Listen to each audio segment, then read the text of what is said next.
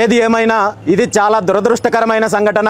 ఈ మధ్య కాలంలో హిందువులకు సంబంధించి పండుగల గురించి గాని లేదా మరో పర్వదినం వచ్చినప్పుడు గాని రాష్ట్రంలో ఎక్కడో ఒక చోట ఏదో ఒక రకంగా ఇలాంటి ఘటనలు జరగడము చాలా బాధాకరమైన అంశము. ఈ మధ్య కాలంలోనే మనం చూసాము, తిరుపతిలో వైకుంఠ ఏకాదశి సందర్భంగా ఇలాంటి దురదృష్టకరమైన సంఘటన జరిగింది.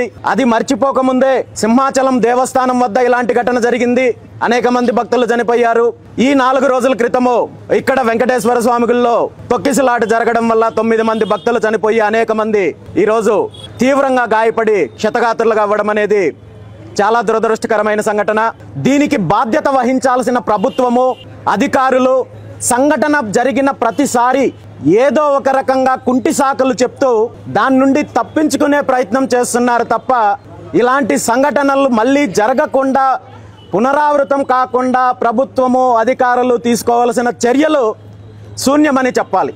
సంఘటన జరిగినప్పుడల్లా ఏదో ఒక రకంగా హడావుడి చేయడము, ఆ తర్వాత మళ్ళీ శరా మామూలే అన్నట్టు అశ్రద్ధ వహించడం వల్లే ఈ రోజు వరుస ఘటనలు జరుగుతున్నాయి.